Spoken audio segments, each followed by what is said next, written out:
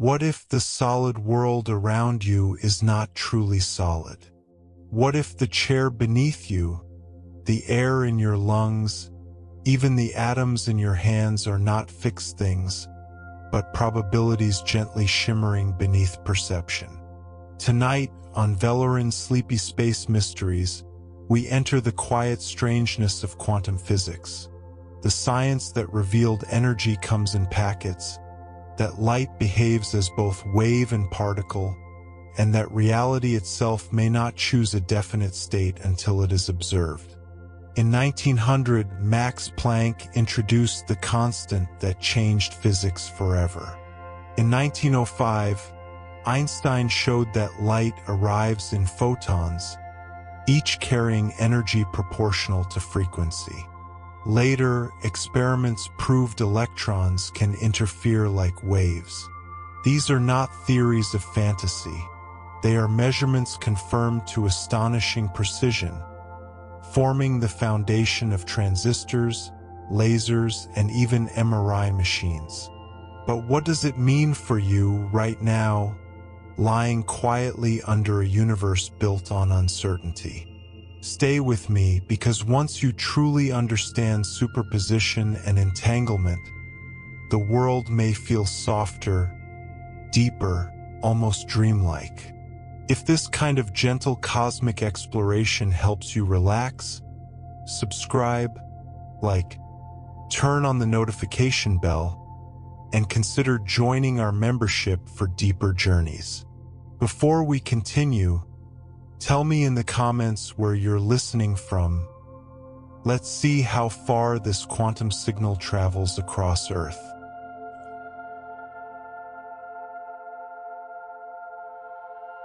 There was a moment in history when light refused to behave. For centuries, scientists argued about what light truly was. In the 17th century, Isaac Newton imagined it as a stream of tiny particles, little corpuscles flying through space in straight lines. Around the same time, Christian Huygens described light as a wave, spreading outward like ripples across a pond. For a long time, both pictures seemed useful. But in 1801, an experiment quietly shifted the balance. Thomas Young performed what is now known as the double-slit experiment. The setup was simple. A beam of light was directed toward a barrier containing two very narrow slits. Behind the barrier was a screen. If light were purely particles, one would expect two bright bands to appear on the screen, one behind each slit. Instead, something far more delicate emerged. A pattern of alternating bright and dark stripes spread across the screen. This is called an interference pattern.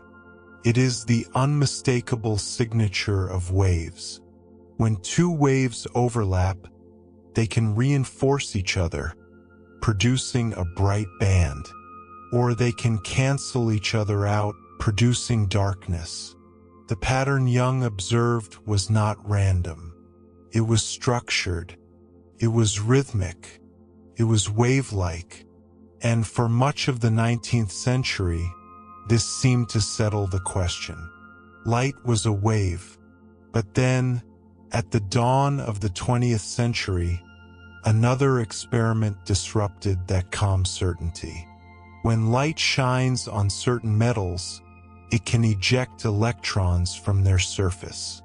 This is called the photoelectric effect. Classical wave theory predicted that increasing the brightness of light should increase the energy of the emitted electrons. Yet experiments showed something unexpected. Only light above a specific frequency could eject electrons at all, no matter how intense the beam was. Below that frequency, nothing happened. In 1905, Albert Einstein proposed a bold explanation.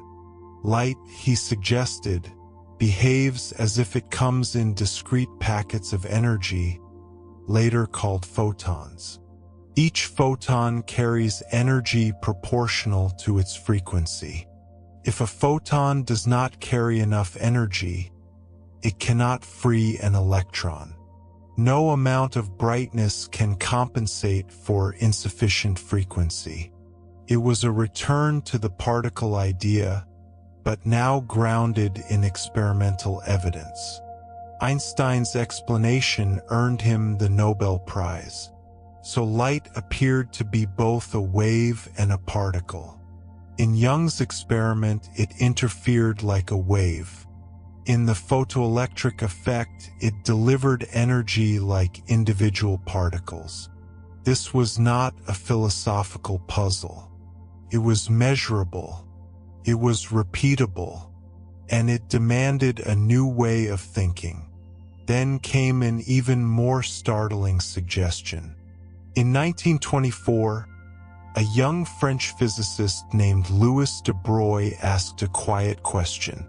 If light, once thought to be a wave, can behave like a particle, could matter, once thought to be particle-like, behave like a wave? He proposed that every particle with momentum has an associated wavelength. The relationship is simple in form. Wavelength equals Planck's constant divided by momentum. In words, the wavelength becomes smaller as momentum increases. For an electron moving through a laboratory apparatus, this wavelength is tiny but not zero. For everyday objects, like a baseball, the wavelength is unimaginably small, far beyond detection. That is why we do not see interference patterns when we throw a ball.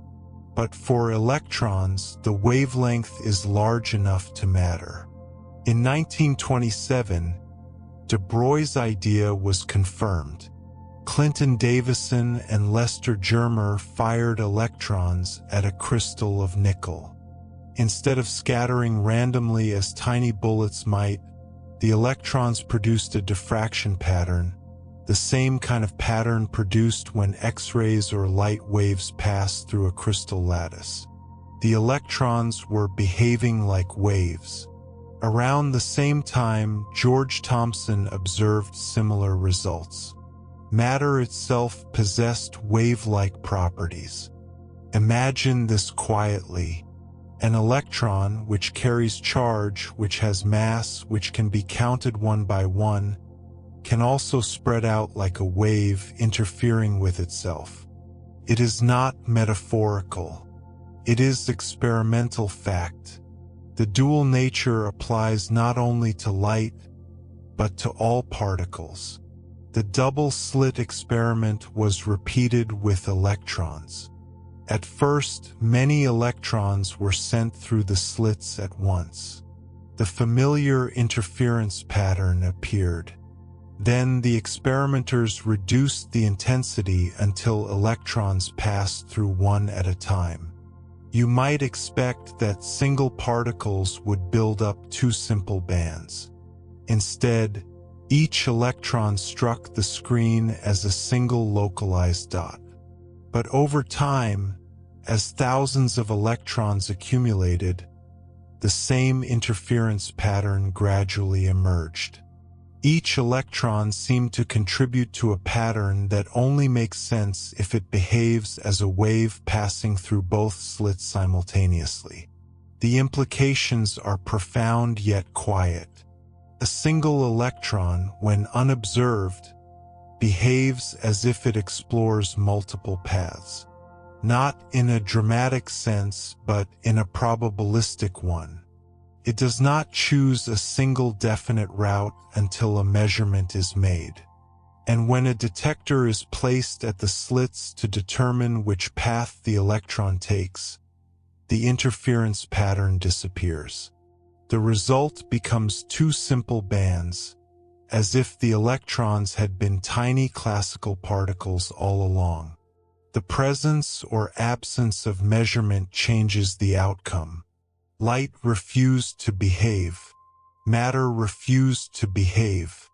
And in that refusal, a deeper layer of reality began to reveal itself.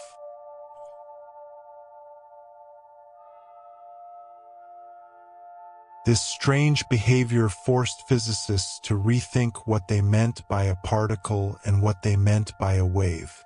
In the classical world, the distinction is clear. Particle is localized. It has a definite position and follows a path. A wave is spread out.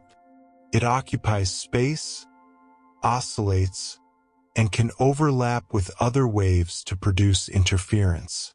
But in the quantum world, these categories are not mutually exclusive. They are complementary descriptions of the same underlying reality.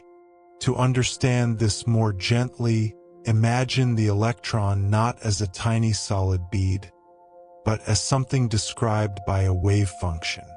This wave function is not a physical ripple in air or water. It is a mathematical description of possibilities. It tells us where the electron is likely to be found if we perform a measurement. Before measurement, the electron does not sit at a precise point. Instead, its wave function spreads across space, assigning different probabilities to different locations. When two slits are open, the wave function associated with the electron passes through both slits. These two contributions overlap on the other side. Where the overlapping waves reinforce each other, the probability of finding the electron is high. Where they cancel, the probability is low. When many electrons are detected, the bright and dark fringes of the interference pattern reflect these probability differences. Each dot on the screen is a single detection event, but the overall pattern reveals the underlying wave structure. This interference is not heavy mathematics. It is simply the idea that probabilities in quantum mechanics arise from something deeper called probability amplitudes. These amplitudes can add or subtract, much like waves. When they add constructively, the likelihood increases. When they cancel destructively, the likelihood drops. This is why the interference pattern contains dark bands, regions where electrons almost never land. Now consider the act of observation. If a detector is placed at one slit to determine which path the electron takes, the delicate overlap of possibilities is disturbed. The wave function no longer passes freely through both openings. The possibility of acquiring which path information destroys the interference. The pattern on the screen changes. Instead of bright and dark fringes, two broader bands appear. The electron behaves as if it went through one slit or the other, but not both. It is important to remain calm here. The detector does not need to be a conscious observer. It can be any physical interaction that extracts information. What matters is that the system becomes entangled with its environment in a way that forces one of the possibilities to become actual. The wave function, which previously described many potential outcomes, appears to collapse into a single result. This does not mean that nature is inconsistent. On the contrary, the mathematical framework that governs this behavior is extraordinarily precise. The evolution of the wave function when no measurement occurs is described by Schrödinger's equation. Conceptually, this equation tells us how the probability wave changes smoothly over time. It is deterministic at the level of the wave function. If you know the wave function at one moment, you can calculate how it evolves. But the outcomes of individual measurements remain probabilistic. The de Broglie wavelength provides a helpful numerical anchor. For an electron moving at modest speeds in a laboratory, its wavelength might be comparable to the spacing between atoms in a crystal, on the order of a fraction of a nanometer. That is why electron diffraction occurs. For a baseball weighing about 0.15 kilograms moving at 30 meters per second, the de Broglie wavelength is unimaginably small, around 10 to the minus 34 meters. That is far beyond any practical measurement. This is why everyday objects do not display noticeable wave behavior. The wavelength is simply too tiny to produce observable interference. In recent decades, scientists have extended these experiments beyond electrons. Entire atoms and even molecules composed of dozens of atoms have been sent through double-slit setups. Remarkably, they too can produce interference patterns when carefully isolated from environmental disturbance. This demonstrates that wave-particle duality is not limited to light or electrons.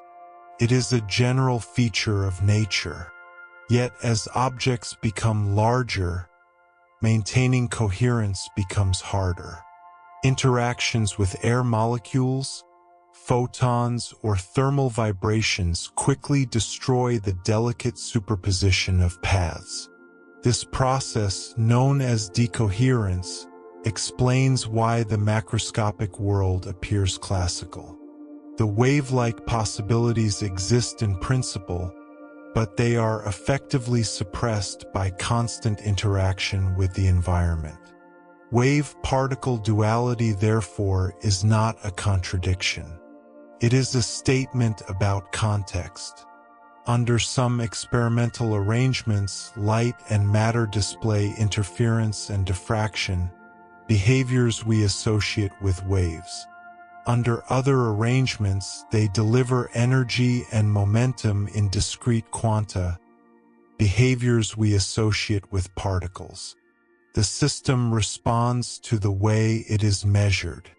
Rather than asking whether an electron is truly a wave or truly a particle, quantum physics invites us to accept that both descriptions are incomplete on their own.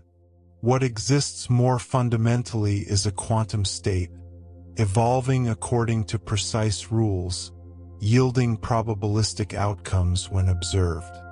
In that quiet shift of perspective, the universe becomes less rigid, less mechanical, but also more subtle and more accurate. Light refused to behave according to classical expectations. Matter followed it. And in that refusal, a new architecture of reality emerged, one where waves and particles are not rivals, but two languages describing the same underlying quantum truth.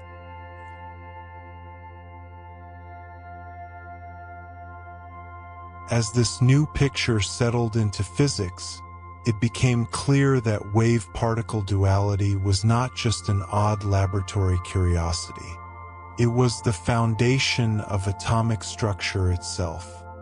If electrons behaved only like tiny charged particles orbiting a nucleus the way planets orbit the sun, classical physics predicted a catastrophe. An accelerating charge radiates energy. An electron moving in a circular orbit is constantly accelerating toward the center. According to classical electromagnetism, it should radiate energy continuously, spiral inward, and collapse into the nucleus in a fraction of a second. Atoms should not be stable. Matter should not exist in the structured way we see it. But electrons do not orbit like little planets. Instead, they exist in standing wave patterns around the nucleus. These patterns are what we call orbitals. They are not paths. They are probability distributions, regions in space where the electron is more likely to be found. The allowed energy levels of these orbitals are discrete because only certain wave patterns can fit consistently around the nucleus. It is similar to the way only certain musical notes can resonate in a flute of fixed length. The wave must fit. If it does not, it cannot persist. Here again, wave behavior explains stability. The electron's wave function forms standing waves whose wavelengths correspond to specific energies. Those energies are quantized. The atom becomes stable not because the electron is a tiny marble circling a core, but because its wave nature allows only certain patterns to exist. If the electron changes energy, it transitions between these patterns, absorbing or emitting a photon with a frequency determined by the energy difference. This is why atomic spectra consist of sharp lines rather than continuous bands. The idea that matter has wavelength also explains why electron microscopes can achieve extraordinary resolution. Visible light has wavelengths on the order of hundreds of nanometers.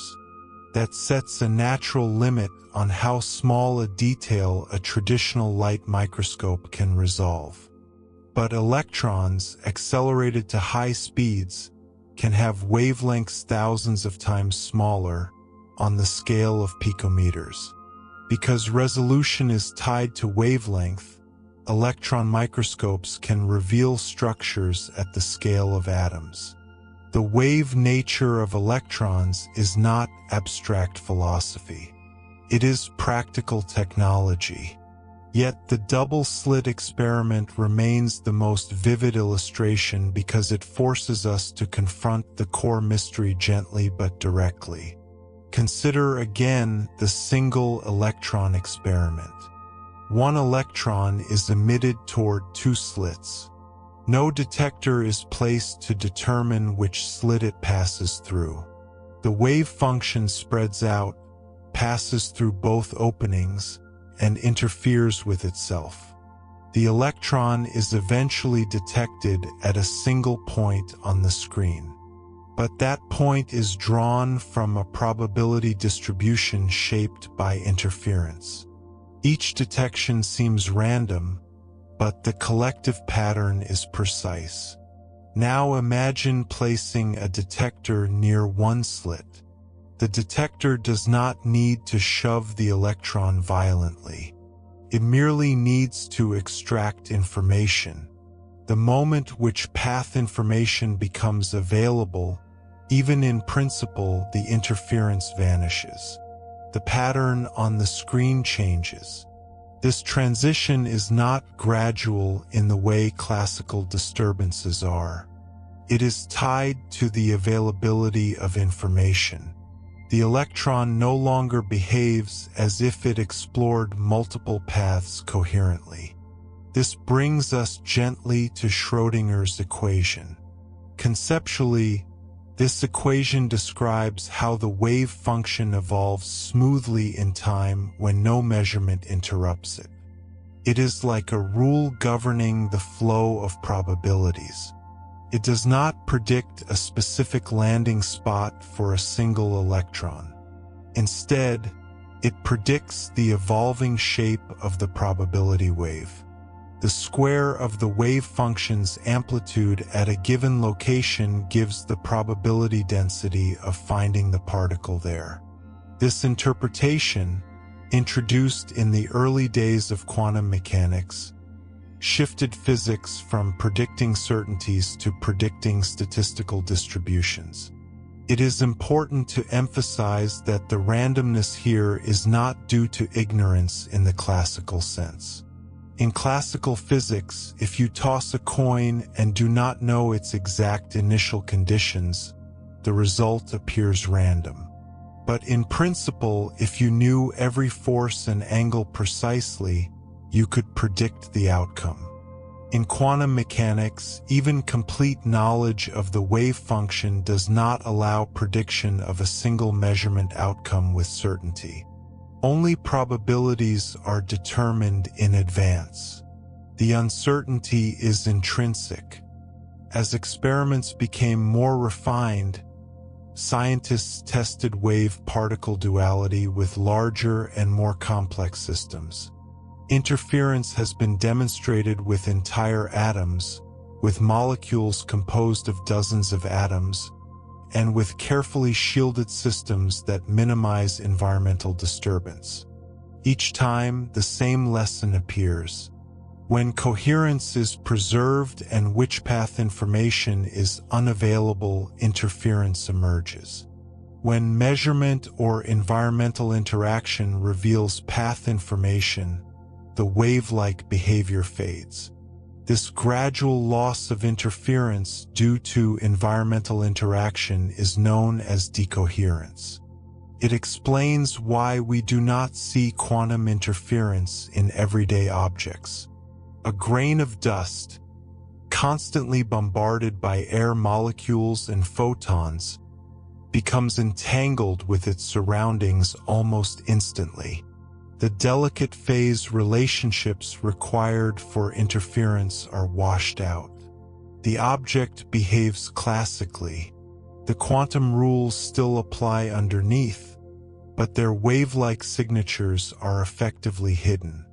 Wave-particle duality therefore teaches a quiet but profound lesson. Reality at its most fundamental level does not fit neatly into the categories that our everyday language evolved to describe. Particle and wave are approximations. They are useful metaphors for certain contexts. But the deeper description is a quantum state that can exhibit interference, quantization, and probabilistic outcomes depending on how it is probed.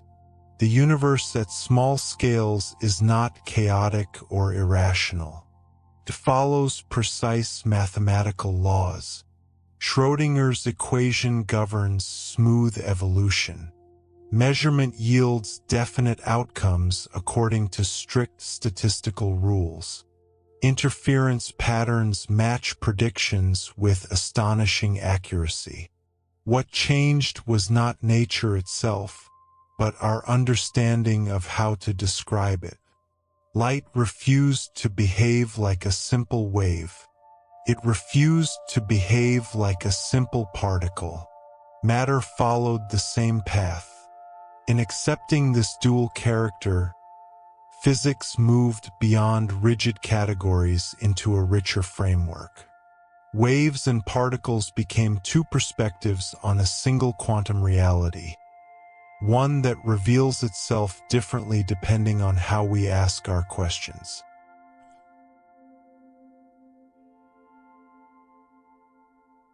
As the implications of wave-particle duality deepened, physicists began to see that it was not simply about experiments with slits and screens.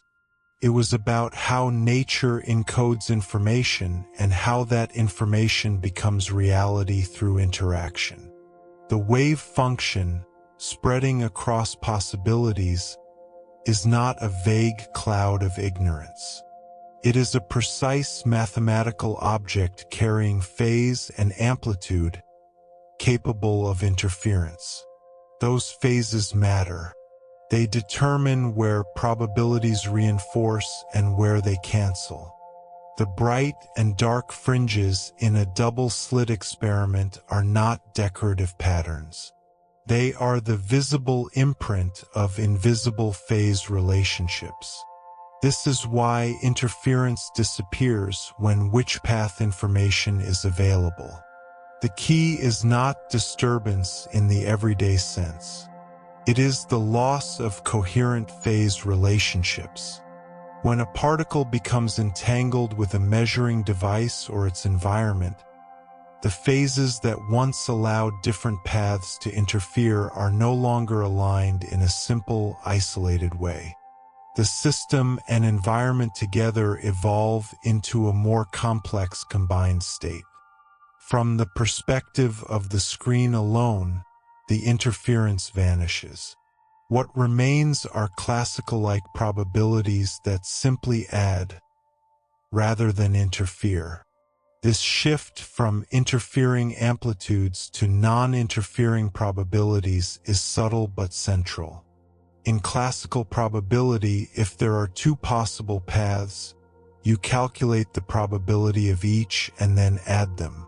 In quantum mechanics, when no measurement distinguishes the paths, you add the amplitudes first, then square the result to get probability. Because amplitudes can have positive or negative phase relationships, they can reinforce or cancel. That is the mathematical heart of interference.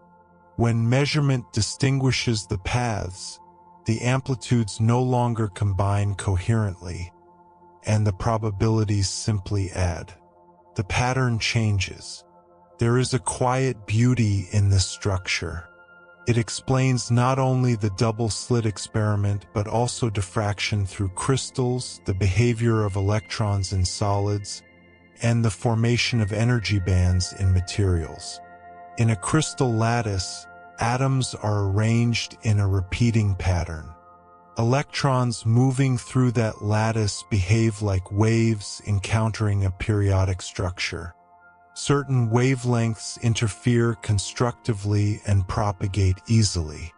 Others interfere destructively and are suppressed.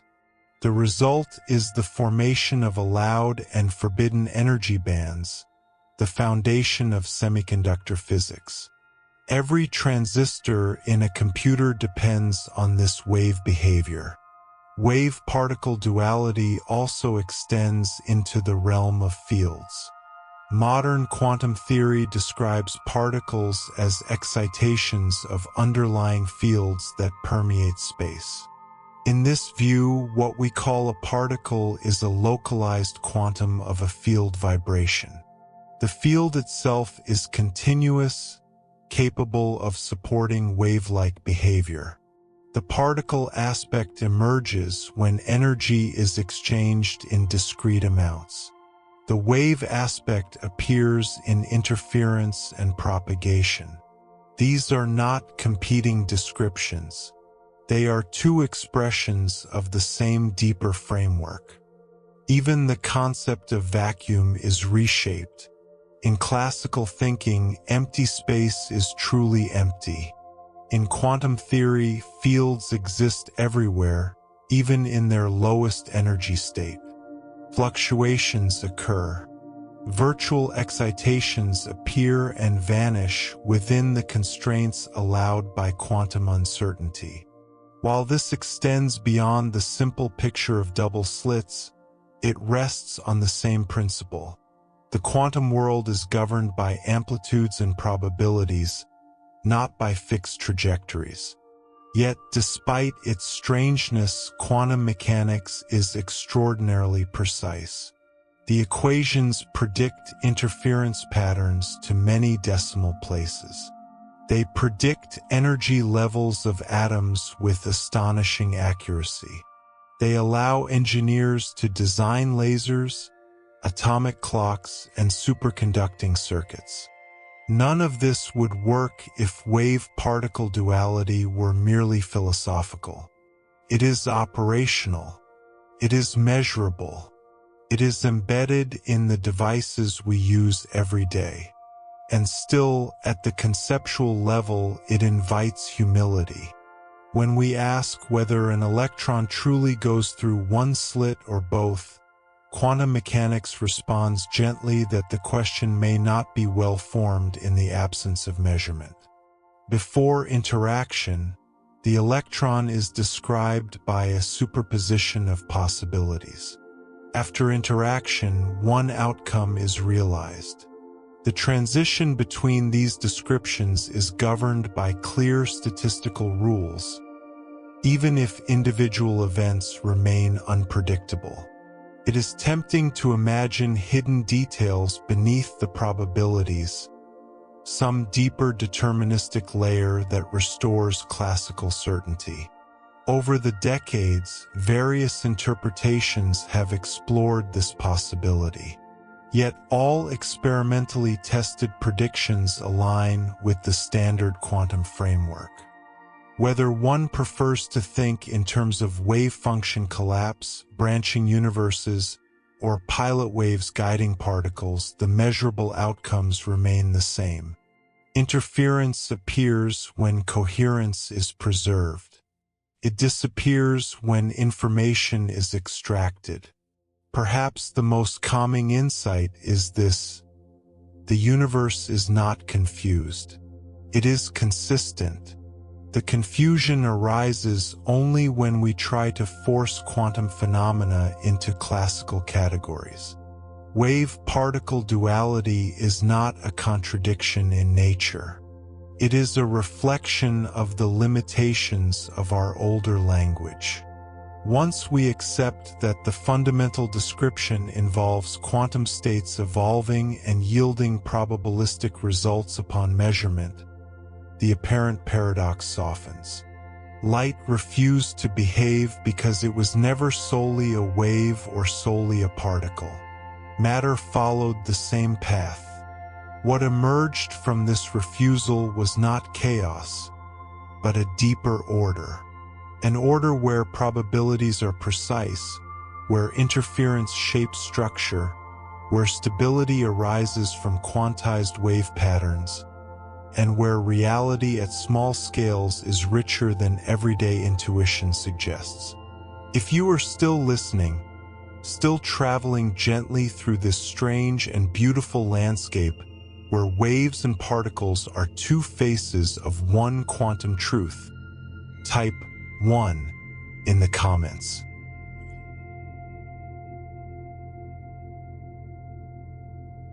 At the heart of quantum physics lies a quiet but radical idea. The universe, at its most fundamental level, does not unfold in certainties, but in probabilities. Even if we know everything that can possibly be known about a quantum system, the theory does not give us a single guaranteed outcome. Instead, it offers a spectrum of possible results, each weighted by a precise likelihood. This is not due to flawed instruments or incomplete knowledge. It is built directly into the structure of nature. To understand this, we begin with the concept of the wave function. In classical physics, an object has a definite position and velocity at every moment, whether we measure it or not. But in quantum mechanics, a particle such as an electron is described by a wave function, a mathematical expression that encodes all possible states the particle can occupy. The wave function does not tell us where the particle is. It tells us the probability of finding it at a particular place if we choose to look. This leads us naturally to superposition. Quantum superposition means that before measurement, a system can exist in multiple possible states at the same time. An electron is not here or there. It is described as being in a blend of here and there, a spread of possibilities. Only when a measurement occurs does the system settle into one definite outcome. Until that moment, all allowed outcomes coexist in a delicate balance. A helpful way to picture this is through the double-slit experiment. When particles such as electrons are fired toward a barrier with two narrow openings, something extraordinary happens. If both slits are open and no attempt is made to observe which slit the particle passes through, an interference pattern forms on a screen behind the barrier. This pattern of alternating bright and dark bands is characteristic of waves, not particles. Yet the experiment can be performed one particle at a time. Each electron strikes the screen at a single, localized point, but over time the collection of impacts forms a wave-like interference pattern. What does this mean? It means that each electron behaves as if it travels through both slits simultaneously, interfering with itself as a wave would. The wave function passes through both openings, and the probability amplitudes combine. In quantum mechanics, These amplitudes are complex quantities that can reinforce or cancel each other. Where they reinforce, we see bright fringes. Where they cancel, we see darkness. The particle itself is detected at a single point, but the statistical distribution of many particles reveals the underlying probability wave. Now comes the truly strange part. If we place a detector at the slits to observe which path the particle takes, the interference pattern disappears. The wave-like distribution collapses into a pattern consistent with particles passing through one slit or the other. The act of measurement changes the outcome. The system transitions from a superposition of paths to a single, definite trajectory. This shift is not gradual. It is abrupt and fundamental. This phenomenon illustrates what is often called wave function collapse. Before measurement, the system evolves smoothly according to precise mathematical rules. It remains in superposition, a cloud of probabilities. But when a measurement occurs, the wave function reduces to one of its possible states. The specific result cannot be predicted in advance. Only the statistical distribution over many trials can be calculated. Closely tied to this is the Heisenberg uncertainty principle. In classical thinking, we assume that a particle has both a definite position and a definite momentum. But quantum mechanics reveals a built-in trade-off. The more precisely we know a particle's position, the less precisely we can know its momentum and vice versa. This is not due to clumsy measurement. It arises from the wave-like nature of matter itself. If a wave is spread out over space, it has a well-defined wavelength and therefore a well-defined momentum, but its position is uncertain. If we compress the wave into a narrow region to localize it, we must combine many wavelengths, introducing a spread in momentum. The uncertainty principle is simply the mathematical expression of this relationship. Nature does not allow both quantities to be pinned down simultaneously with unlimited precision. This uncertainty gives structure to the universe. It prevents electrons from collapsing into atomic nuclei. It ensures that atoms occupy stable energy levels. Even at absolute zero temperature, quantum systems retain a residual motion known as zero-point energy, because complete stillness would violate the uncertainty principle. The stability of matter itself depends on this intrinsic fuzziness. So at the quantum level, reality is not a rigid scaffold of exact properties. It is a living field of probabilities, constrained by precise mathematical laws, yet open in outcome. Individual events are unpredictable. Patterns across many events are astonishingly reliable. From this subtle balance between uncertainty and structure, the solid world emerges. And as we continue deeper into this universe of probabilities, we will see how entanglement links distant particles, how measurement reshapes physical states, and how these principles power the technologies that quietly shape our modern world.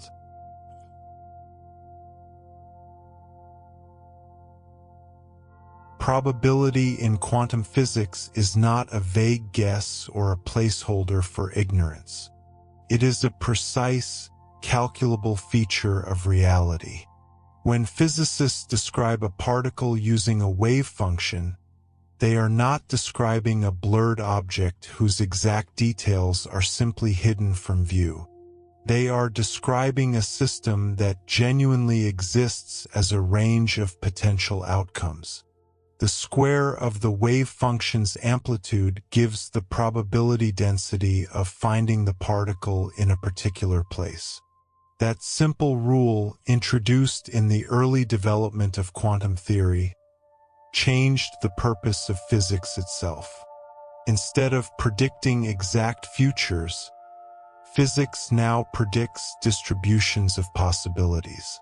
And yet, those distributions are so accurate that experiment after experiment confirms them with astonishing precision. This probabilistic framework does not apply only to position. It governs momentum, energy, spin, polarization, and every measurable property in the quantum world. For each observable quantity, quantum mechanics defines a set of allowed outcomes and assigns a probability to each. Even when one quantity is sharply defined, its complementary partner becomes uncertain. If momentum is precisely known, position becomes completely spread out. If position is tightly localized, momentum becomes distributed. This is the uncertainty principle in action, not as a philosophical statement, but as a structural rule built into the mathematics of nature. It defines the limits of simultaneous knowledge and gives shape to atomic structure, chemical bonds, and the very stability of matter. One of the most beautiful consequences of quantum probability is interference. In classical probability, outcomes simply add. If there are two paths to a destination, you add the likelihood of each. But in quantum mechanics, the situation is richer. The wave function carries phase information, and when multiple possibilities overlap, their probability amplitudes can interfere constructively or destructively.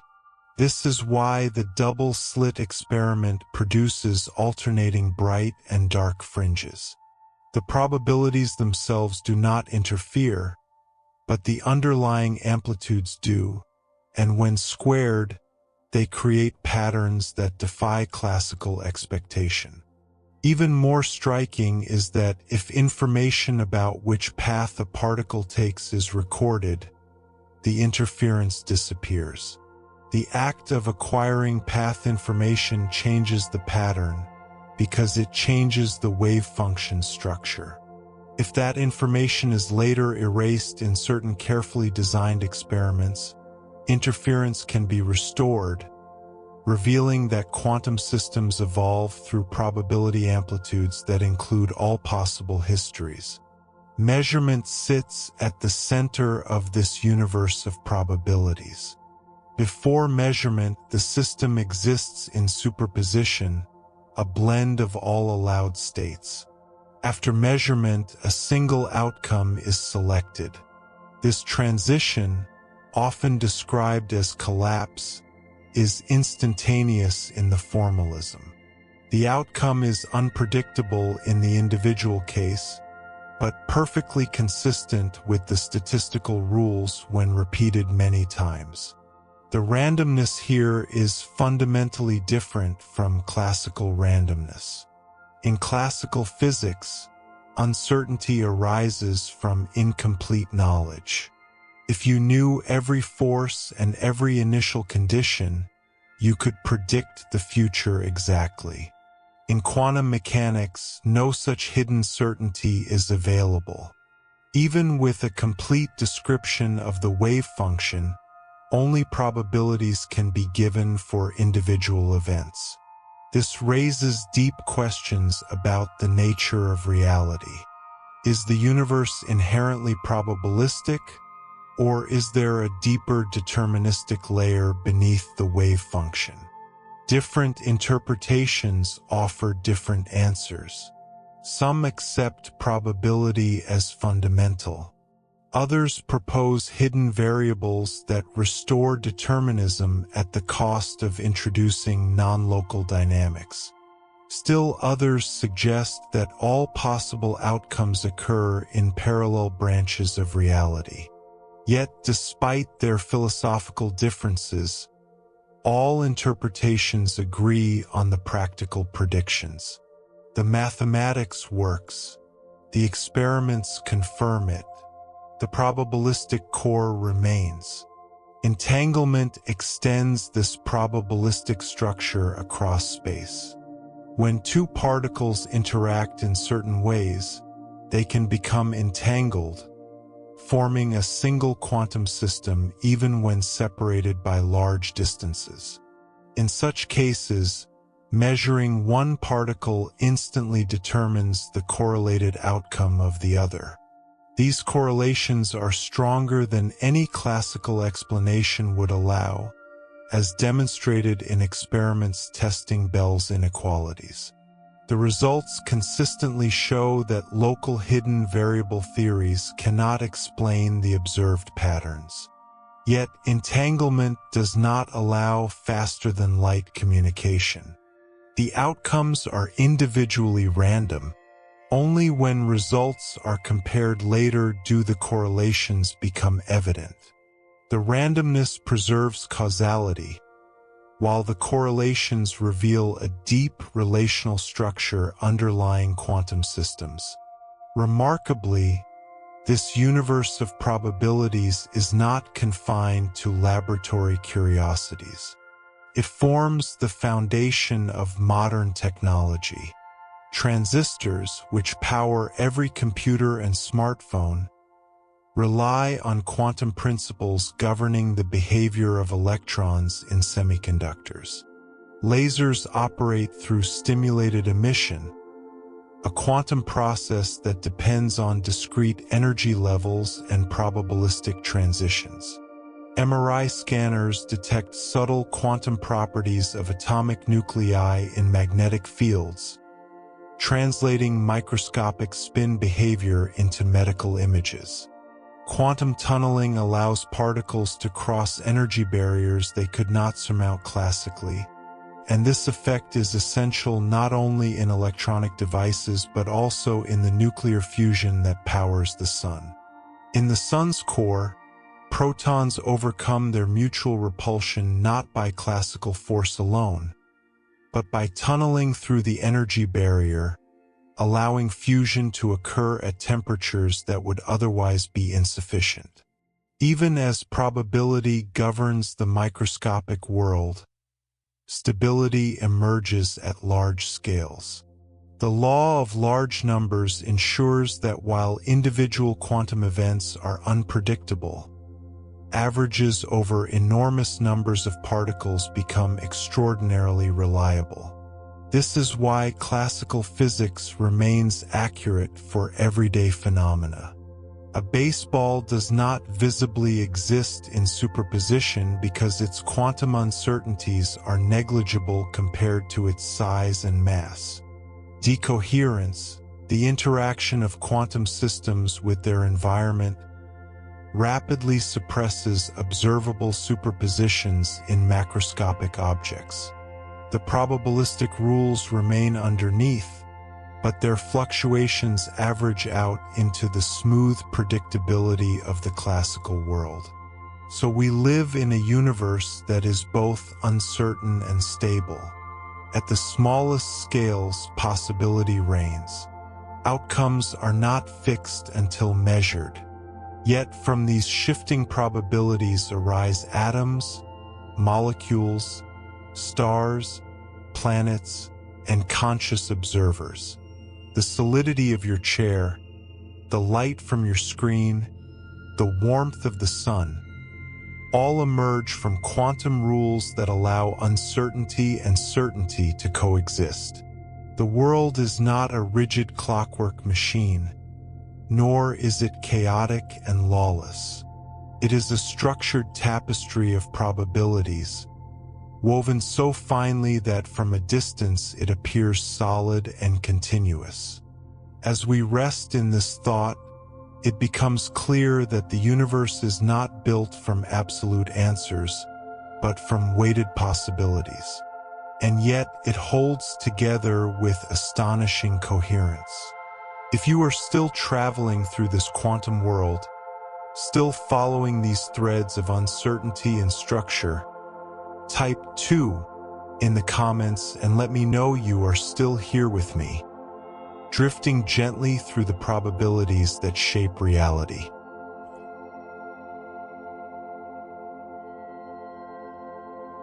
As we continue deeper into this universe of probabilities, it becomes clear that quantum mechanics does not merely describe strange laboratory effects.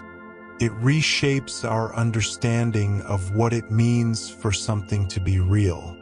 In the classical worldview, objects possess properties whether or not we observe them. A ball has a position, a velocity, a trajectory.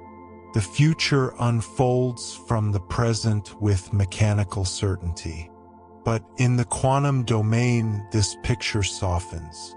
Properties such as position, momentum, or spin are not fixed attributes waiting to be revealed. They are possibilities encoded in the wave function, and only through interaction do they crystallize into definite outcomes. Before measurement, a system evolves smoothly as a superposition of alternatives. After measurement, one of those alternatives becomes actual. This does not mean the universe is vague or undefined. The equations governing quantum evolution are among the most precise in science. The Schrödinger equation, which describes how the wave function changes over time, operates deterministically. If you know the wave function at one moment, you can calculate its future form exactly. The unpredictability enters only when measurement occurs. At that point, the deterministic evolution of amplitudes gives way to a probabilistic selection of outcomes. It is as if the universe follows strict rules in preparing possibilities, then chooses among them according to precise statistical weights. Entanglement deepens this picture in profound ways. When two particles become entangled, their wave functions merge into a single mathematical object. They are no longer independent systems with separate descriptions. Instead, they form one unified entity, even if separated by vast distances. Measuring one immediately determines the correlated state of the other. This does not transmit usable information faster than light, because the result of each measurement remains random. But the correlations cannot be explained by any local classical mechanism. Experiments testing Bell's inequalities have repeatedly shown that nature violates the constraints that classical hidden variable theories would impose. The conclusion is subtle but powerful. Reality at the quantum level is relational. The properties of one particle cannot always be described without reference to another. This relational structure is not just philosophical. It underpins emerging technologies. Quantum key distribution uses entangled particles to create encryption keys that cannot be intercepted without detection. Any attempt to measure the entangled states in transit inevitably disturbs them, revealing the presence of an eavesdropper. Quantum teleportation transfers quantum states between distant particles by combining entanglement with classical communication. Though it does not move matter, it faithfully reconstructs the state of one particle at another location. Quantum computing harnesses both superposition and entanglement, allowing qubits to exist in combinations of 0 and 1 simultaneously and to correlate their states in ways impossible for classical bits. Instead of processing a single path of computation, a quantum computer evolves through many computational pathways at once, amplifying the probability of correct answers through interference. The probabilistic character of quantum mechanics also shapes our understanding of energy and motion. Quantum tunneling allows particles to cross energy barriers that classical physics would forbid. In electronic devices, tunneling enables currents to flow through tiny structures, forming the basis of modern transistors. In nuclear fusion, tunneling allows protons in the sun's core to approach closely enough to fuse, despite their electrical repulsion. Without tunneling, the sun would not shine as it does. The warmth that reaches Earth every day depends on quantum probability. Even medical imaging rests on quantum foundations. MRI scanners rely on the quantum behavior of atomic nuclei in magnetic fields. Lasers operate through stimulated emission, a quantum process involving discrete energy transitions. Atomic clocks measure time using precise quantum transitions between energy levels, providing the foundation for GPS systems. The reliability of these technologies arises from the statistical consistency of quantum rules. While individual events are unpredictable, large ensembles behave with extraordinary regularity. This is why classical stability emerges from quantum uncertainty. When trillions upon trillions of particles interact, the fluctuations average out. Decoherence, caused by interactions with the environment, suppresses visible superpositions in large objects. The quantum possibilities remain at the microscopic level, but their coherence dissolves before they can manifest at macroscopic scales. This explains why a chair does not appear in two places at once and why a baseball follows a predictable arc. The probabilistic fabric is still there, but its effects are negligible at human scales. The stability of everyday life is not a contradiction of quantum mechanics. It is its large-scale expression. The law of large numbers ensures that while single events are uncertain, averages become reliable. The world feels solid because the probabilities are overwhelmingly weighted toward consistent patterns. Yet beneath that solidity lies a deeper truth. The universe is not a rigid machine grinding forward with predetermined outcomes. It is a dynamic interplay of potential and realization. Possibilities evolve, interfere, and sometimes vanish. Measurement does not merely reveal reality. It participates in shaping it. The boundaries between observer and observed blur at small scales, reminding us that interaction is fundamental. Knowledge is not separate from the system being known. Observation is a physical process that leaves a mark. This shift from determinism to probability has philosophical consequences. It challenges the idea that complete knowledge guarantees complete prediction. It invites us to accept that uncertainty is not a flaw in understanding but a structural feature of the cosmos. Yet this uncertainty is not chaos. It is disciplined by mathematical law.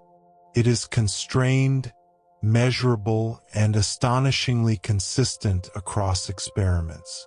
So reality at its core is probabilistic but not unstable. It is fluid yet governed.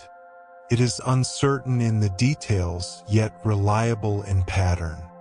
From this interplay arise atoms and stars, chemistry and biology, technology and thought.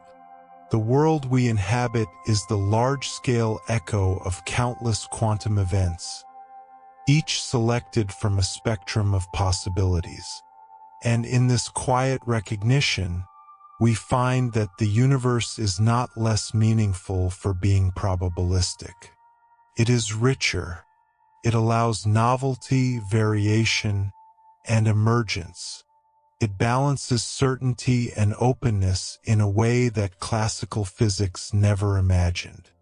If you are still drifting with me through this probabilistic cosmos, still awake inside this quiet unfolding of possibility, type 2 in the comments and let me know you are still traveling through the quantum world.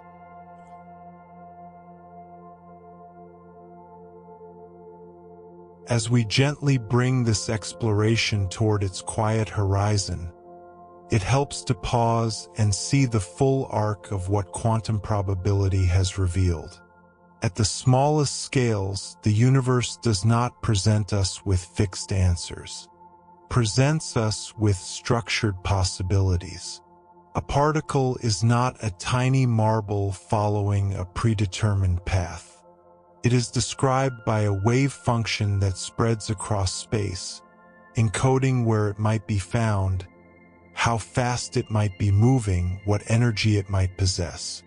These are not mere uncertainties in our knowledge. They are the genuine form in which nature exists prior to interaction. Superposition tells us that multiple possibilities can coexist.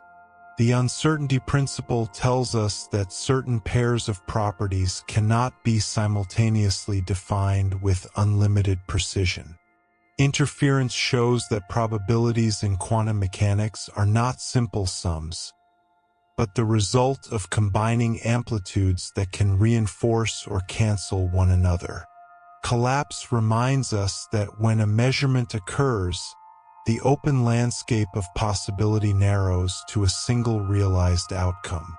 Entanglement reveals that systems separated by distance can share a unified description, their properties interwoven beyond classical explanation.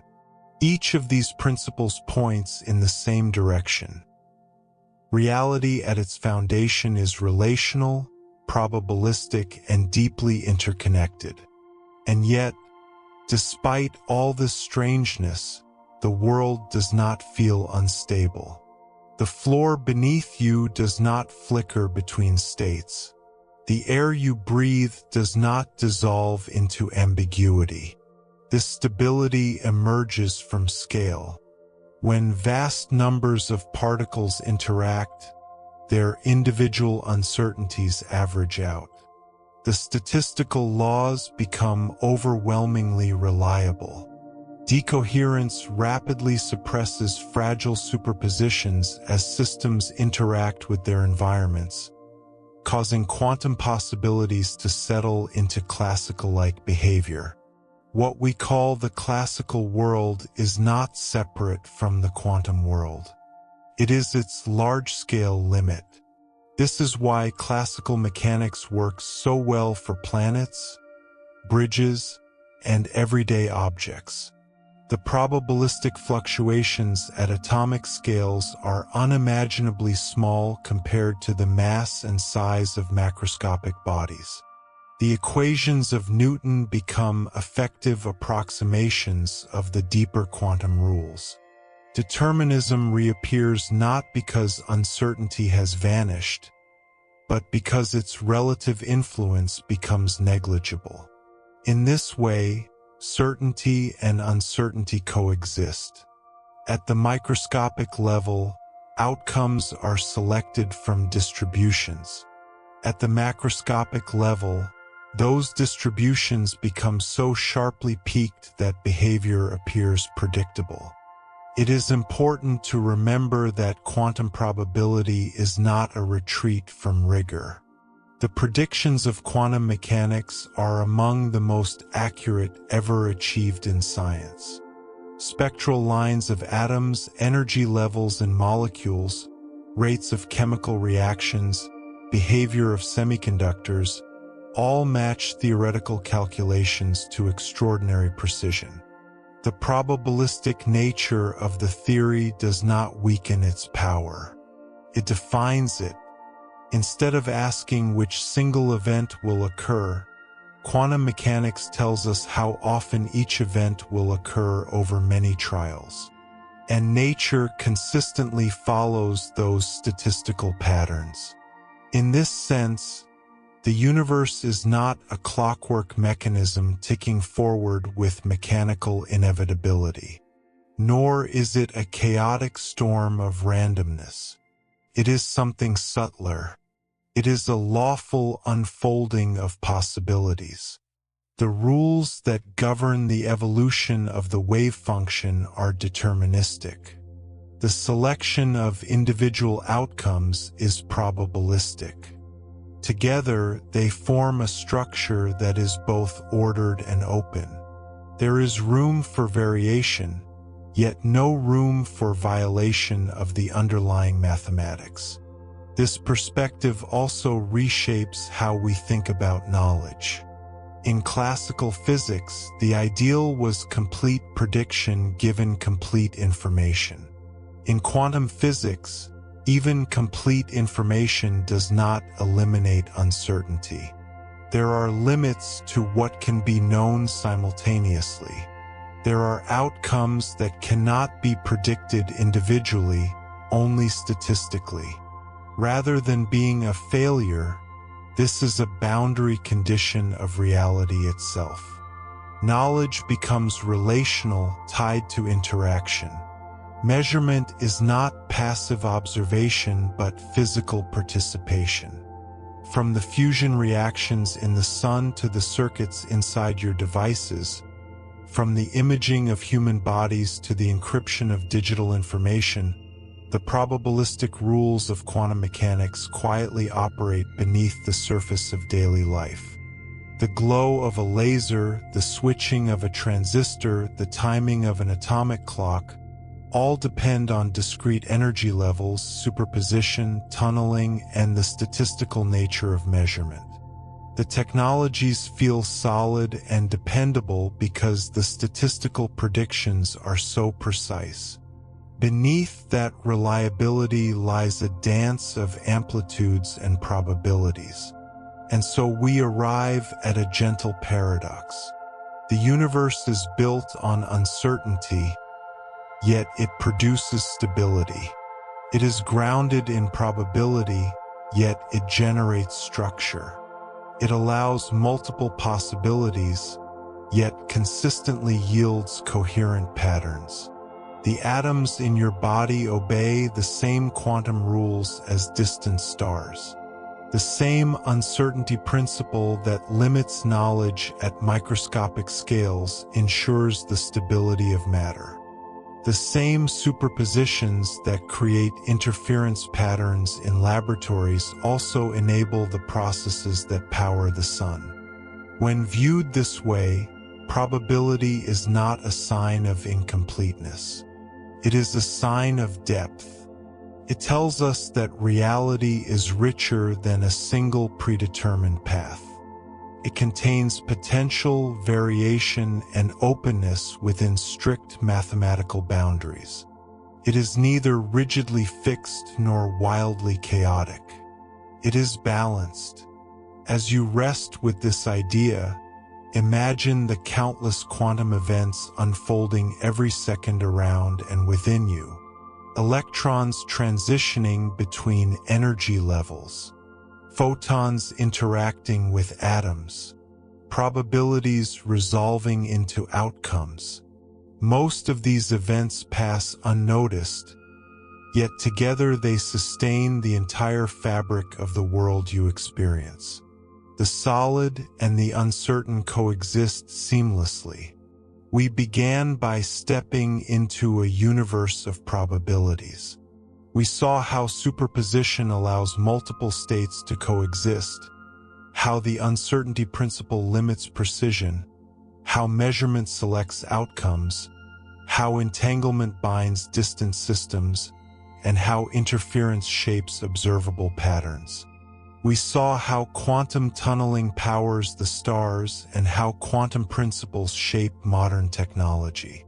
And we saw how, at large scales, the probabilistic foundation gives rise to classical stability. If you are still here, still drifting through this quiet exploration of the quantum world, still traveling through this universe of possibilities that somehow feels solid beneath your feet, type 2 in the comments and let me know you are still traveling with me through the quantum world.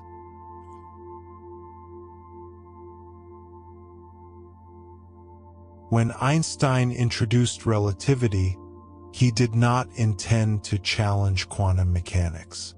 In fact, the early tension between them emerged gradually, like two melodies drifting out of harmony.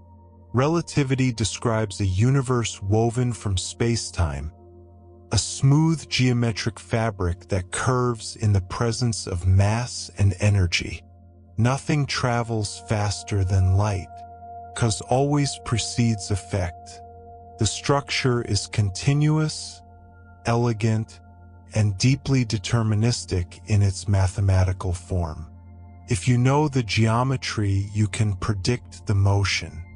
If you know the distribution of mass and energy, you can calculate the curvature of spacetime. Quantum physics, however, speaks a different language. It replaces certainty with probability, trajectories with amplitudes, and definite properties with superpositions. As described earlier in our journey, the quantum world does not provide exact outcomes, only likelihoods governed by the wave function. Script 9_quantum physics. The equations are precise, yet what they predict are patterns of possibility. On small scales, particles do not follow clean lines through spacetime. They exist as spreads of probability, interfering with themselves, tunneling through barriers, and refusing to settle into definite states until measured. Here lies the gentle tension. Relativity insists on a universal speed limit, the speed of light, approximately 300,000 kilometers per second. Quantum mechanics introduces instantaneous correlations between entangled particles, no matter how far apart they are separated. These correlations do not transmit usable information faster than light, so relativity remains intact. Yet the philosophical discomfort lingers. Two particles, once entangled, behave as a single system even when light years apart. Measurement of one instantly defines the state of the other. It is not communication in the classical sense, but it is connection beyond classical intuition. This tension deepens when we attempt to unify the two frameworks. General relativity describes gravity as the curvature of spacetime itself. Quantum theory describes forces through exchange particles and fluctuating fields. One is smooth and geometric. The other is discrete and probabilistic.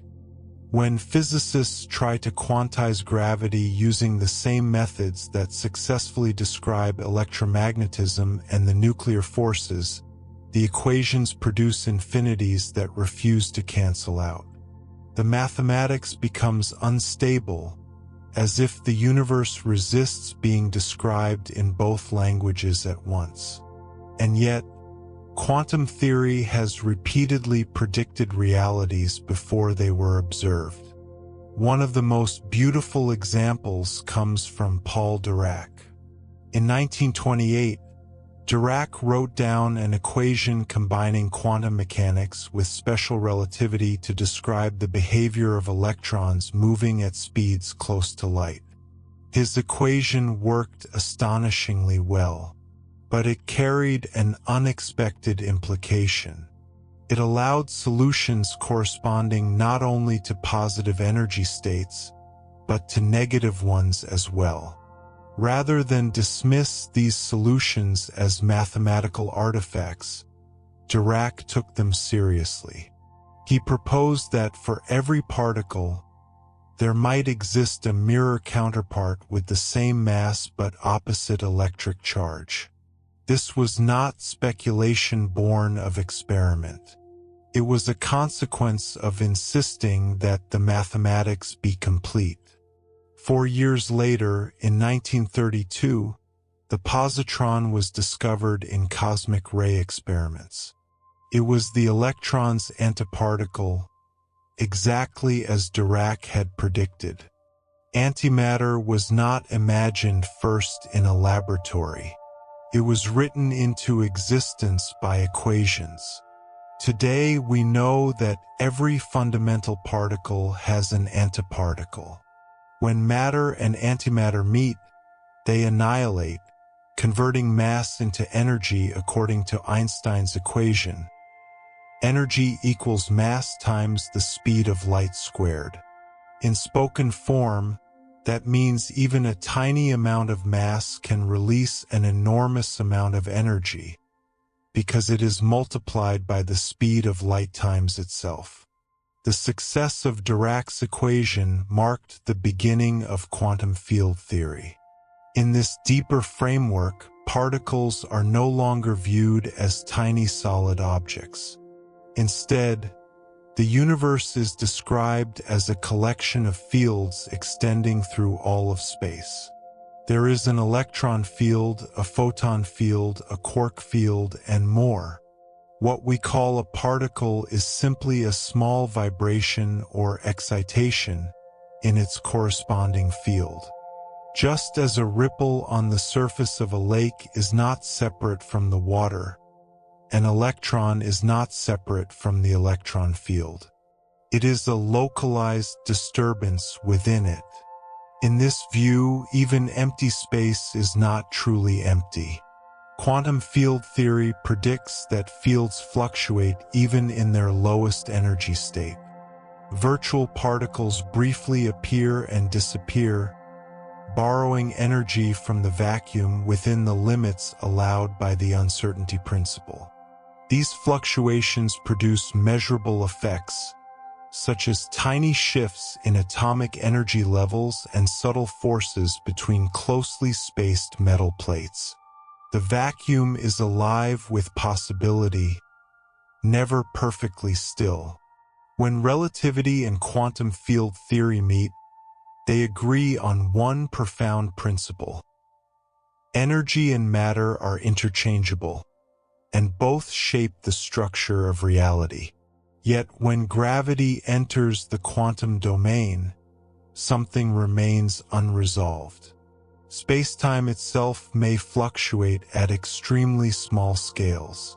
The smooth fabric described by relativity could become grainy, turbulent, uncertain.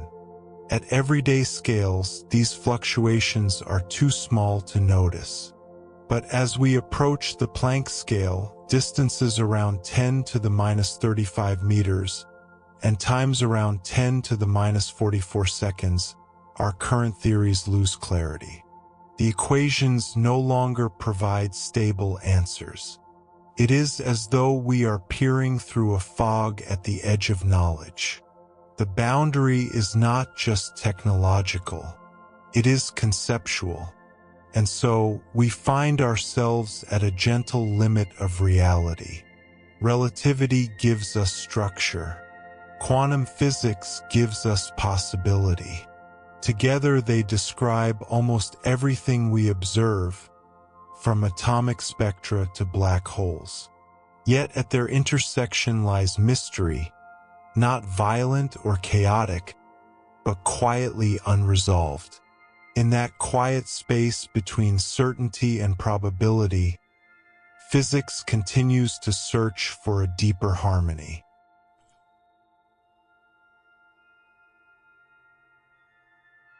As we move closer to these limits, it becomes clear that measurement itself is not a passive act. In classical physics, measurement simply reveals what is already there. A thermometer reads a temperature that exists independently of the device. A ruler measures a length that is fixed regardless of who holds it. But in quantum physics, measurement participates in the outcome. The uncertainty principle tells us that certain pairs of quantities, such as position and momentum, cannot both be known with arbitrary precision at the same time. The more precisely one is defined, the less precisely the other can be determined. This is not a flaw of our instruments. It is woven into the structure of nature. When we attempt to probe smaller and smaller distances, we must use higher and higher energies. To see something tiny, we need a wavelength of light shorter than the object itself. Shorter wavelengths mean higher frequencies, and higher frequencies mean higher energies. At extreme scales, the very act of probing a region of space injects so much energy into it that spacetime itself may begin to curve significantly. If enough energy is concentrated into a small enough volume, a tiny black hole could form. In that sense, the closer we look, the more violently we disturb what we are trying to observe. There is a built-in boundary beyond which clarity dissolves into turbulence. This boundary is often associated with the Planck scale. The Planck length, roughly 1.6 times 10 to the minus 35 meters, is unimaginably small. If an atom were the size of the observable universe, the Planck length would still be far smaller than a single proton in that scaled comparison. At distances near this scale, quantum fluctuations of spacetime are expected to become significant. Space may not be smooth. Time may not flow continuously. Instead, reality could resemble a restless foam, with geometry itself flickering in and out of definable shape. These ideas remain theoretical because no experiment has yet reached such energies. But the mathematics suggests that our familiar notions of distance and duration may not be fundamental. They could be emergent properties, arising from deeper structures we have not yet fully described. Some approaches, like string theory, propose that the fundamental constituents of reality are not point particles, but tiny vibrating strings. Others, such as loop quantum gravity, attempt to quantize spacetime itself, suggesting that area and volume come in discrete units, like pixels in a cosmic image. Whether either of these approaches is correct remains uncertain. What matters is the recognition that our current theories, as powerful as they are, may be approximations of something deeper. On cosmic scales, the tension between relativity and quantum theory also shapes our understanding of the universe's origin. When we trace cosmic expansion backward in time, we arrive at an early epoch when the observable universe was compressed into an extremely hot and dense state. General relativity predicts a singularity, a point of infinite density and curvature. But infinities in physics usually signal incomplete understanding. Quantum effects must have been significant at those earliest moments. A full quantum theory of gravity would likely smooth out the singularity, replacing it with a more subtle description of the beginning. Until such a theory is confirmed, the earliest fraction of a second remains partially veiled. Even so, quantum fluctuations appear to have played a decisive role in shaping the large-scale structure of the cosmos. Tiny variations in energy density in the early universe, amplified by cosmic inflation, grew into the galaxies and clusters we observe today. In this sense, quantum uncertainty seeded the architecture of the night sky. The distribution of galaxies across billions of light-years traces back to probabilistic ripples in a primordial field. What began as microscopic indeterminacy became macroscopic structure. The small shaped the vast. Dark matter and dark energy, which together account for most of the universe's content, add further layers of mystery. We observe their gravitational effects, but their underlying nature remains unclear. It is possible that understanding them fully will require insights from quantum field theory or quantum gravity.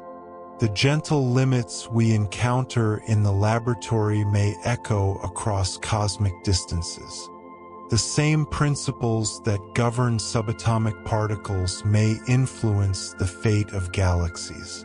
Closer to home, quantum mechanics has already transformed technology in ways that feel almost invisible because they are so integrated into daily life. Semiconductor devices rely on quantum behavior of electrons in solids. Lasers operate because atoms have discrete energy levels and emit light in coherent quantum states. Magnetic resonance imaging depends on the quantum properties of nuclear spins. These are not speculative ideas. They are practical applications of the probabilistic rules we have been exploring. Quantum computing extends this transformation further. Instead of representing information as bits that are either 0 or 1, quantum computers use qubits, which can exist in superpositions of 0 and 1 simultaneously. Through entanglement and interference, certain calculations can be performed more efficiently than on classical machines. The power does not come from faster switching, but from exploring multiple computational pathways at once and allowing quantum interference to enhance correct answers while suppressing incorrect ones. Although still in early stages, this technology reflects how deeply quantum principles are woven into the fabric of possibility. And yet, even quantum computers cannot escape the speed of light. They may process information in novel ways, but they cannot transmit signals faster than relativity permits. The cosmic speed limit remains intact. In this sense, quantum physics expands our capabilities without breaking the deeper structure of spacetime. The boundary is respected.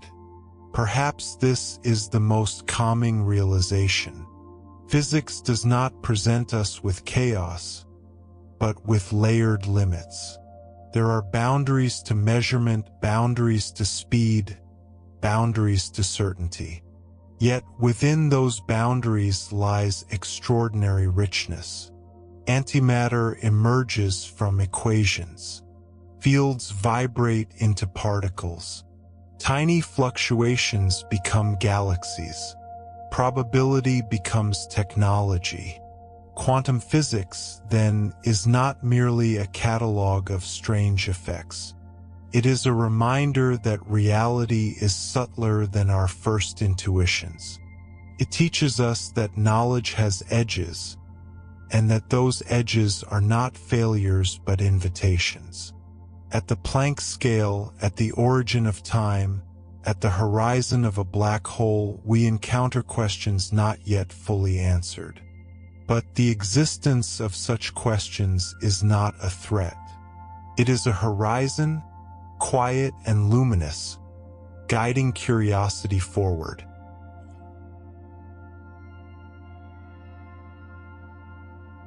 When we reflect on these boundaries, another subtle truth emerges. The universe does not simply limit our measurements. It limits the very structure of explanation. In classical thinking, if something cannot be measured precisely, we assume that with better instruments it eventually could be. Quantum physics gently corrects that assumption. Some aspects of reality are not merely hidden. They are undefined until interaction occurs. The wave function evolves smoothly according to precise equations, but when we perform a measurement, one outcome becomes actual while the others vanish from experience. The transition is governed by strict statistical rules, yet the individual result cannot be predicted in advance. This introduces a quiet humility into science. Even with complete knowledge of the wave function, we cannot forecast a single event with certainty. We can only describe probabilities. Relativity, on the other hand, introduces limits not of probability but of connection. Nothing with mass can reach or exceed the speed of light.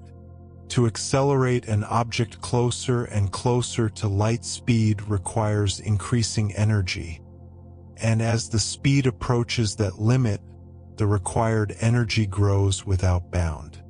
In simple terms, no finite engine can push matter to the ultimate speed. Time itself slows for objects moving rapidly relative to others, a phenomenon known as time dilation. Clocks in motion tick more slowly compared to stationary ones. This effect has been confirmed by precise measurements of atomic clocks carried on airplanes and satellites. The limit is not abstract. It shapes the functioning of global navigation systems and high-energy particle accelerators. Together, these two frameworks define a universe of structured freedom. Quantum mechanics allows possibilities, but only within probabilistic boundaries. Relativity allows motion, but only within causal boundaries. Nothing travels faster than light. No information leaps instantaneously across space-time in a usable way. No measurement extracts unlimited precision from the quantum world. Reality is open, but not unbounded. These limits also shape the long-term future of the cosmos. On the largest scales, the universe is expanding. Observations show that distant galaxies recede from us, and that this expansion is accelerating. If this acceleration continues, regions of space will drift beyond our observable horizon. Light emitted by distant galaxies today may never reach us in the far future because the space between us will expand too rapidly. The cosmic horizon becomes a permanent boundary. Even with infinite patience, we cannot observe beyond it. There are parts of the universe forever inaccessible to us, not because of technological limitations, but because of the geometry of space-time itself. At the other extreme, black holes represent boundaries in a different sense. When a massive star collapses, it can form a region where gravity becomes so strong that not even light can escape. The boundary of this region is called the event horizon.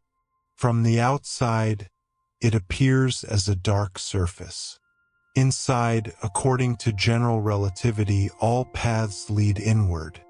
Yet quantum theory suggests that black holes are not entirely black. Through subtle quantum effects near the horizon, they emit radiation over vast timescales. This radiation is extremely faint for stellar mass black holes, but its existence implies that black holes can slowly lose mass and eventually evaporate. Here again, relativity and quantum mechanics intersect in delicate ways, raising deep questions about information and conservation.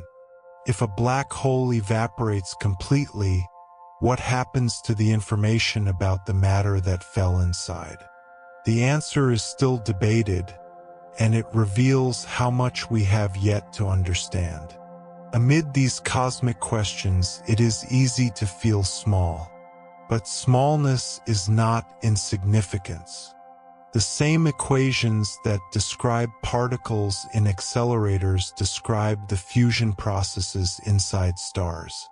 The same quantum fields that give rise to electrons give rise to the chemistry of life.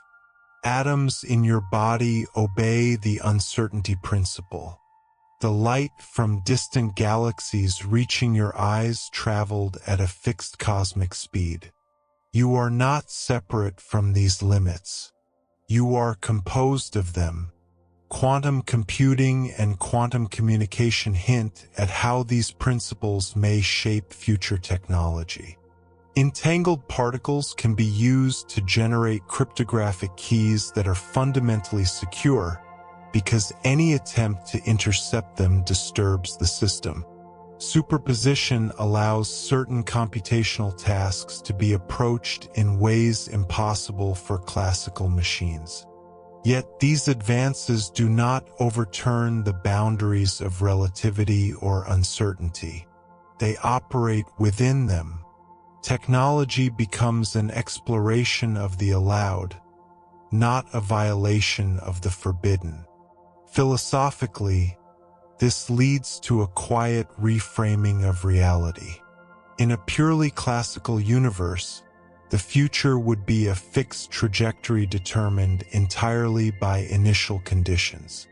Quantum mechanics softens that rigidity. It does not make the universe chaotic.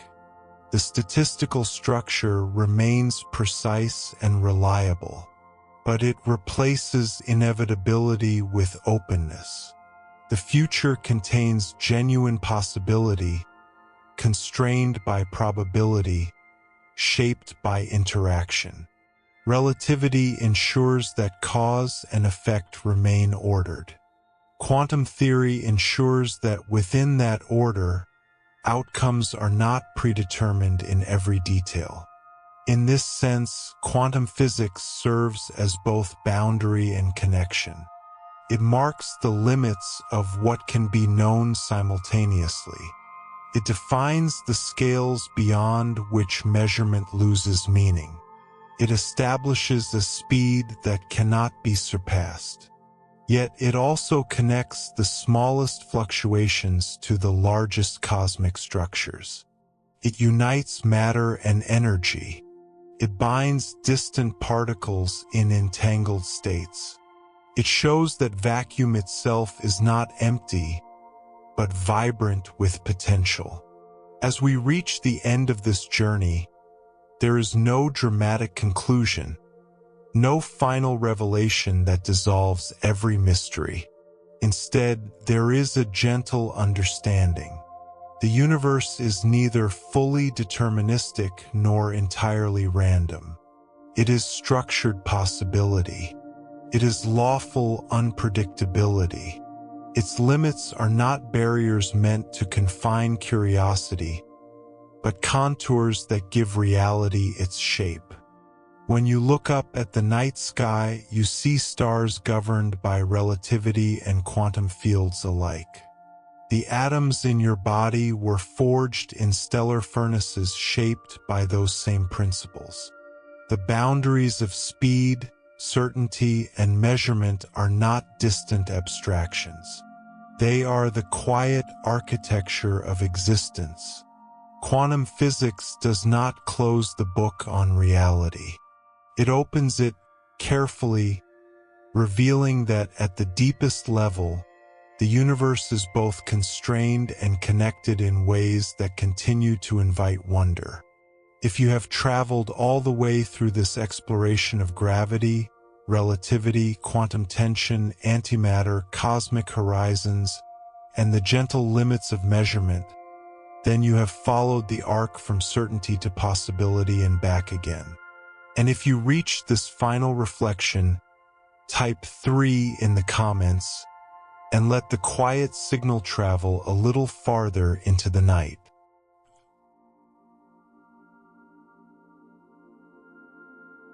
There is one more layer to these gentle limits that is easy to overlook, and it concerns not only physics but perspective.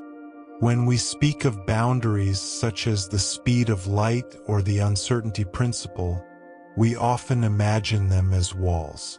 But in practice, they behave more like horizons.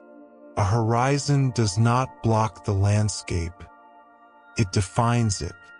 It gives shape to distance. It tells you how far you can see from where you stand.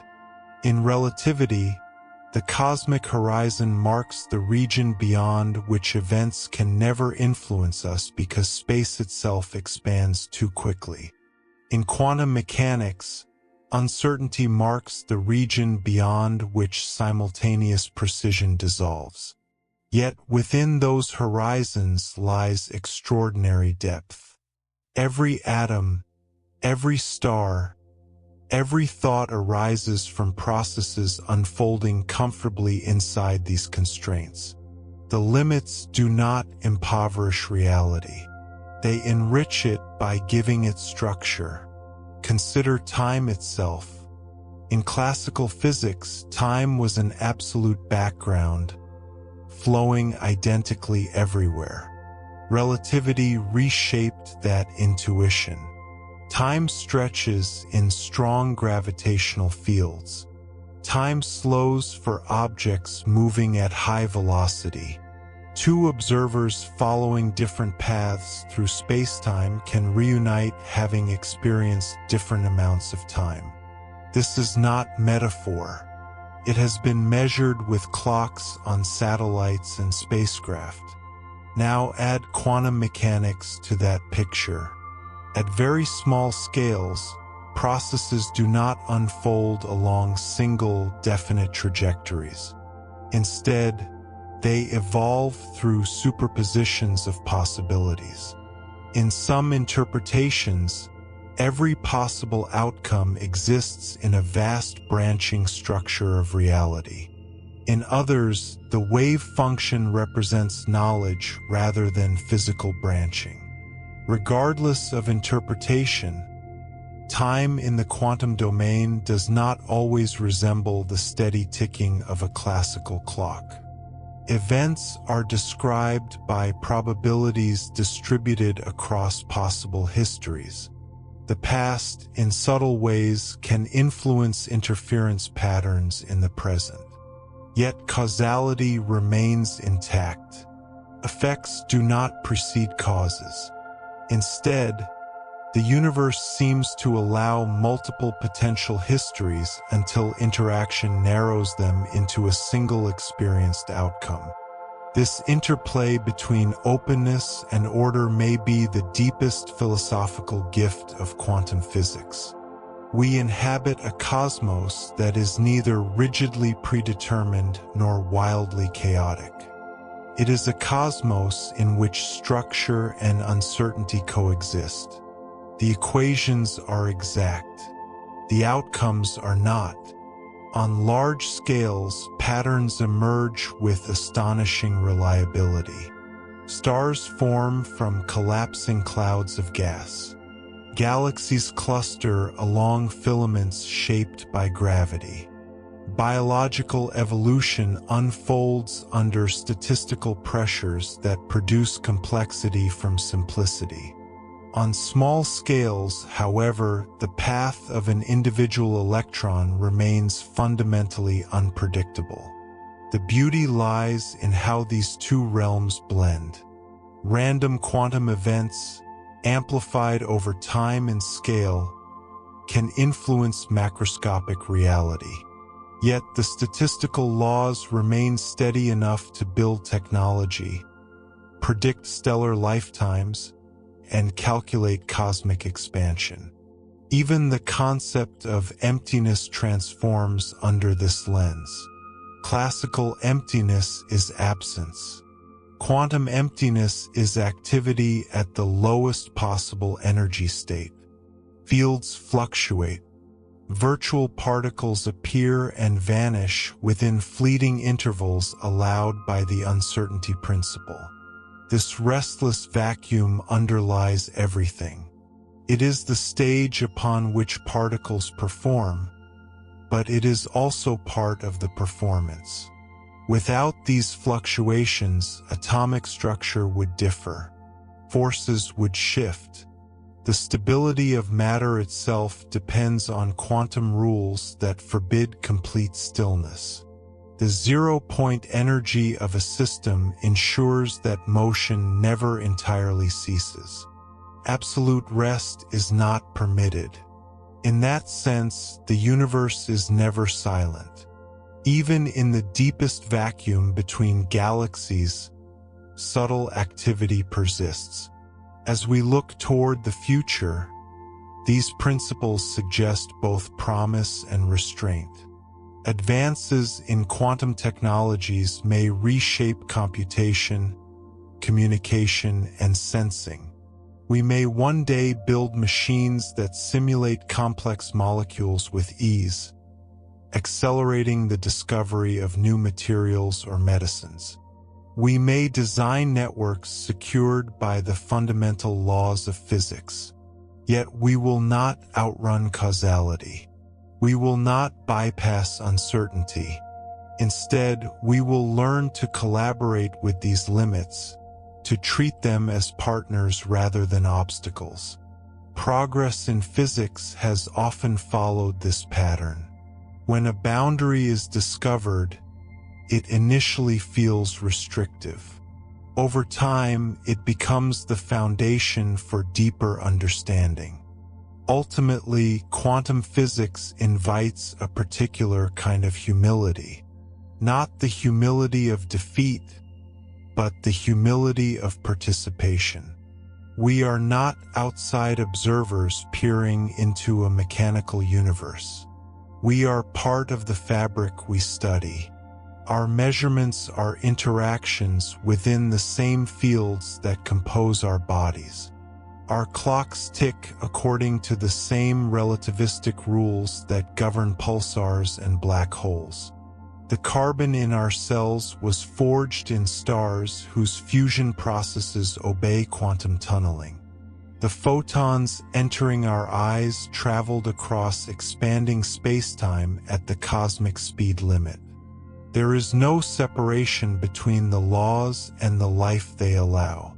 So the gentle limits of reality are not final answers. They are contours of a landscape still unfolding.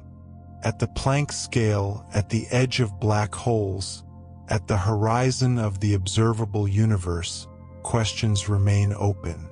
But the openness is not emptiness. It is invitation. The union of relativity and quantum mechanics has already revealed a universe more intricate and more connected than classical intuition ever imagined. And as we continue to explore, guided by mathematics, experiment, and quiet reflection, we do so within boundaries that both constrain and sustain us. The limits hold the shape of the possible. Within them, everything we know and everything we may yet discover gently resides.